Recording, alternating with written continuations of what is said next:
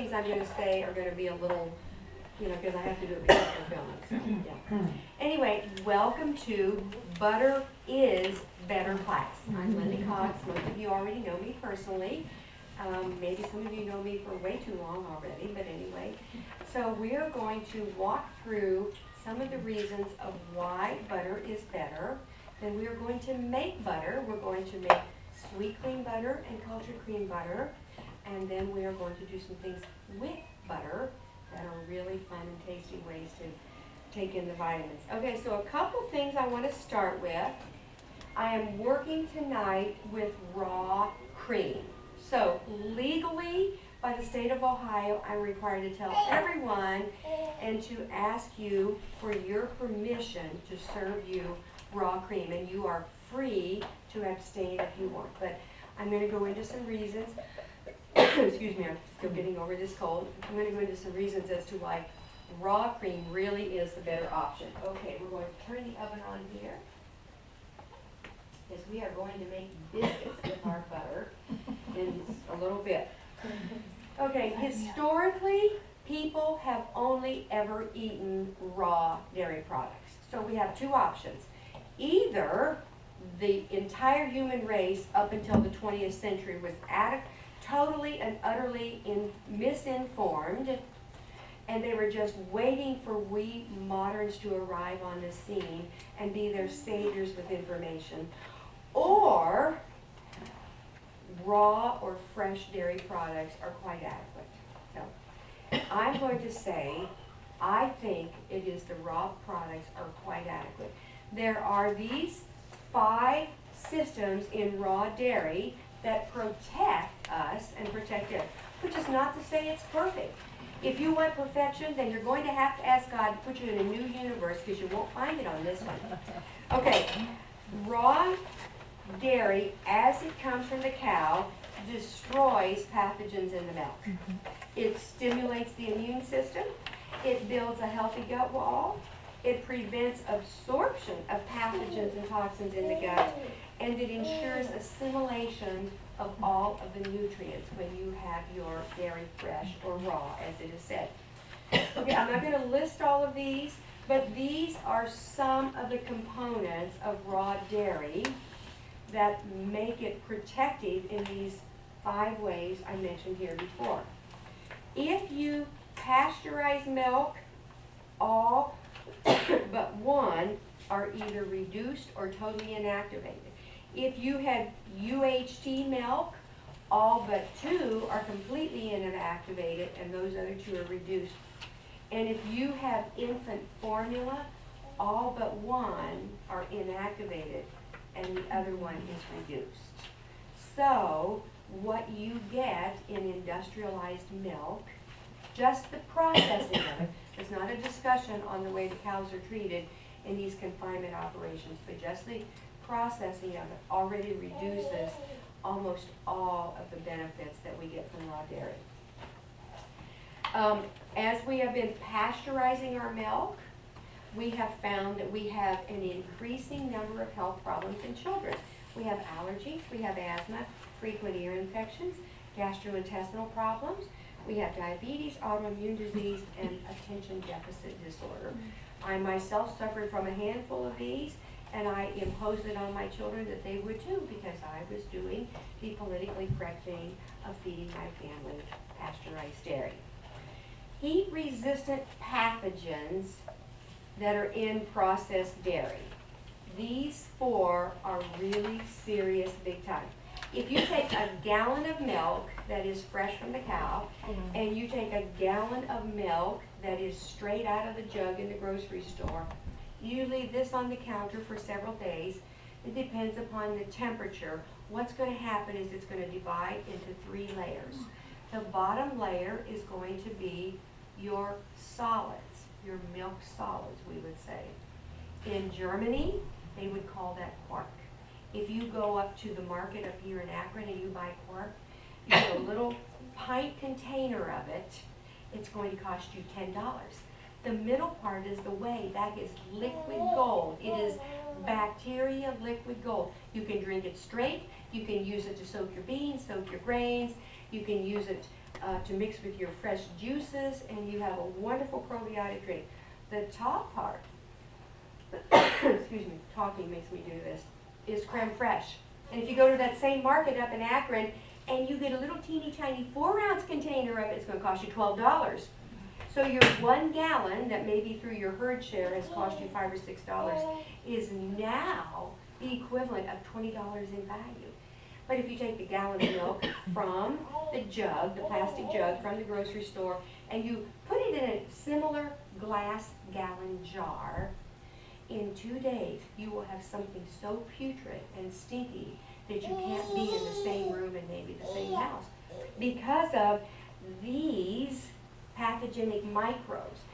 When you destroy the beneficial microbes through pasteurization, what you do is you level the playing field. And guess what? It's the pathogenic ones that always regrow and reestablish very quickly because they're in the air. The beneficial ones come out of the cow, they're already in the milk. They come straight out of the teat into the bucket or milking machine or whatever. I'm not going to do lots of details, but you can get butter from cows that are fed on grass. Cows that are fed on grass. See that bright yellow color? Especially this time of the year, it's going to be really high in a lot of the good fats, and particularly producing a lot of K2, which we know is critical for the baby. Or you can have something from a confinement operation. You ever buy butter in the store? You ever see it this color? No. Do you always see it this color? Right, because it's what they're being fed. Okay, I'm not going to go into some of the science details. I'm going to have these things laying up here after the class. You're more than welcome to come up and look at it. Industrialized fats that are used then to produce margarine. By the way, you all know what one of the first intended uses of margarine was for?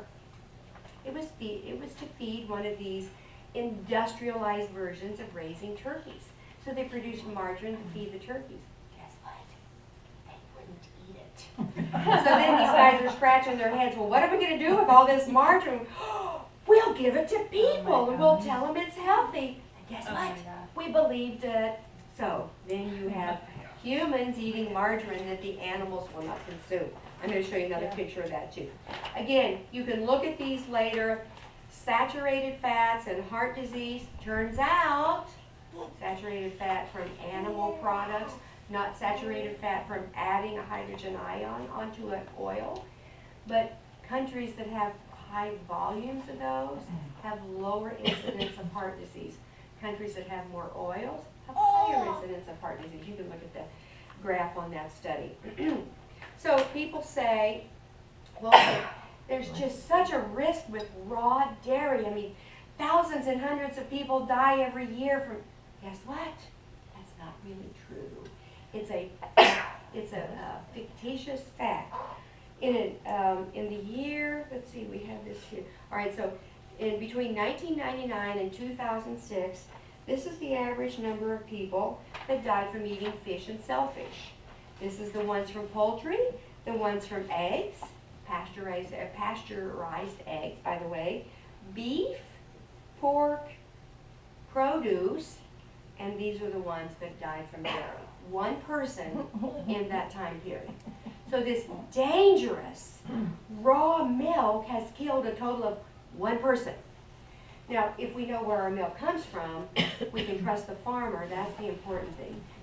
Milk started to be pasteurized at the end of the 19th century and into the 20th century because the workers moved from the fields into the cities, working into the factories. It was now producing automobiles and other industrialized products. They wanted the milk that they remembered from the farm. By the time it was milked, no refrigeration, carried on a wagon into the city. And you know what? The farmers really didn't care. They didn't know who was consuming it. It used to be it was the neighbor down the road and granny across, the field, and the other person down, along the lane, and they would never have given them milk from a sick cow. But now it's all those faceless people in the city. Put the sick cow milk in, with the healthy cow milk in. By the time it gets to the city, the whole thing is polluted. By the way, we lived in Eastern Europe. We used to drink milk like that, so we know what it's like. pasteurization was a bit of a salvation for people drinking like that. It wasn't the best answer, it was an answer. There's better answers for resolving that situation.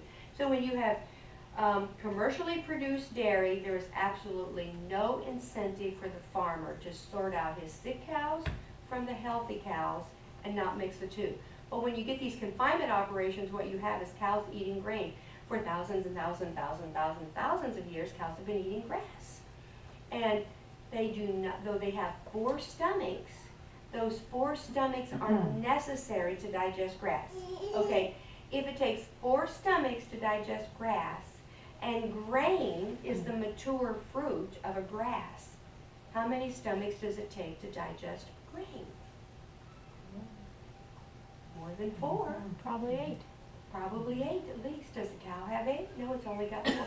So what happens is when cows eat grain, they can't digest it.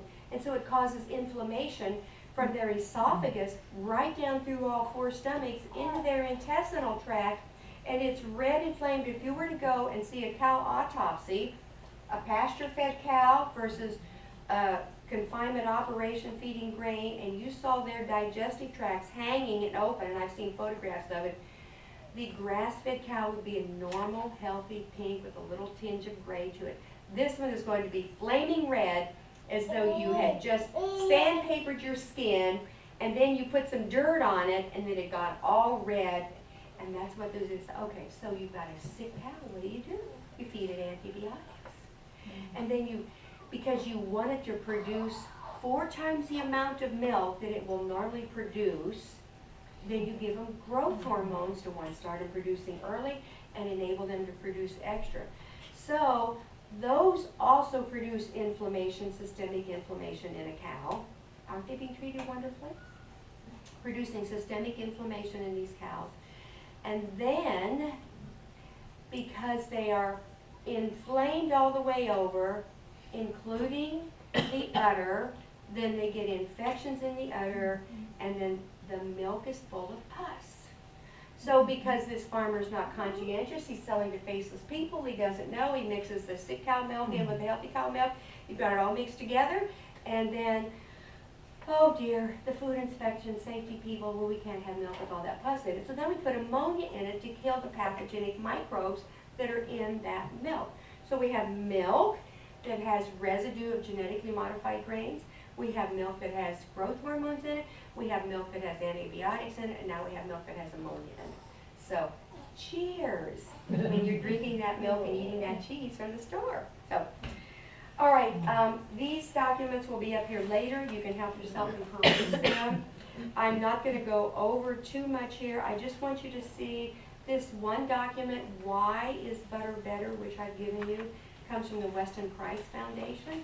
They're probably the only organization in the United States that isn't either a direct subsidiary or agency of the government or an agent of industry or a subsidiary. So they're the only ones that have the liberty to teach true nutrition. And so this is a well-researched document. Look at all the resources, look them all up one by one, and you will see. You can look at that, although you have your own copy as well. I've given you a couple other documents. You have one on just a smaller comparison, butter is better versus margarine. And by the way, be sure to look at my little picture up here on the side of the cover page. Did you see that? About where we're getting our milk. Okay, now I have one more photograph I want to show you. And then we're going to move into making butter. See this picture? Okay, you can do this experiment at home. You have school-age children, it's a fun one. Okay, up here, this is margarine that's left out. I mean, these are all left out the same amount of time. This is low-fat margarine. Of course, there's hardly any ants there, just a few on this. And this is butter. Guess where the ants are going? We've done this here at our house. I put out margarine and butter and to see which one the squirrels would eat.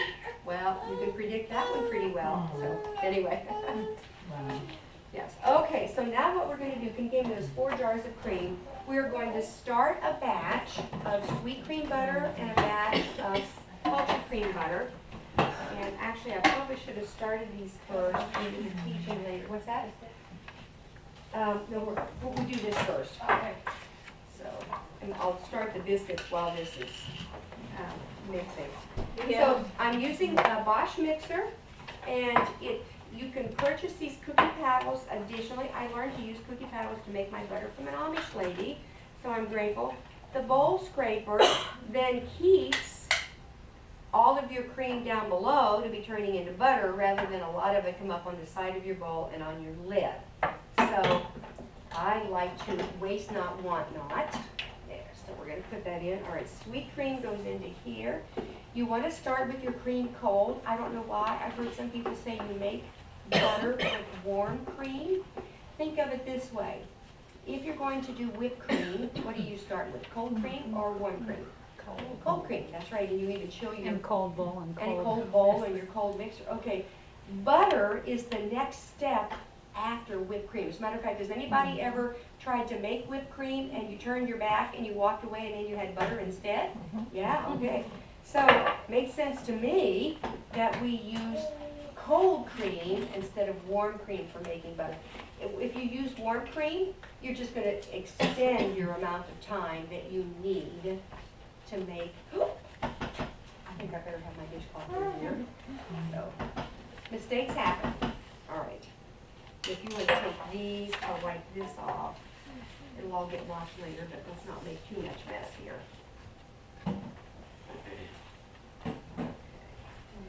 And what's that? No, I'll use the other one, another one for my culture cream. Okay.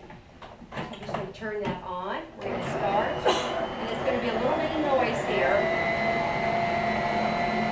On 2 washes of ponds. Now you can see this cultured cream is a little thicker. What I find is that the cultured cream actually produces 1 to 2 ounces more butter per pint compared to the sweet cream. I don't know why that is. Someday I'll find that one out, but in the meantime, I'm just telling you what is. I have no whys here. If you find the why on that, please do let me know. I would love to know that myself. So, Carrie. Could it be the air when it's cooked in it? No, I think it has to do with somehow how the bacteria are transforming the fat composition and the fat molecules in relation to any dairy. That's my guess. I don't know that for sure. So both of them are going to incorporate kind of the same amount of fat. Those stores actually just put it in the dishwasher. If you don't want rice, right, you can sweet. You can get it. Yeah, just rinse it out.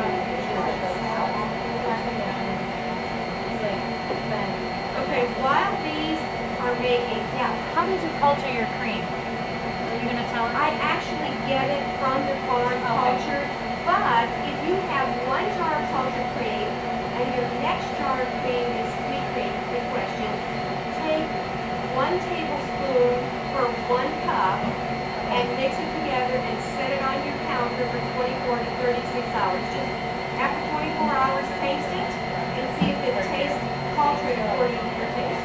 You can actually buy commercial cultures for doing it, but if you've got cream already, it's easiest to do it kind of the old-fashioned way, which is the way, you know, our great-great-grandmothers would have done it.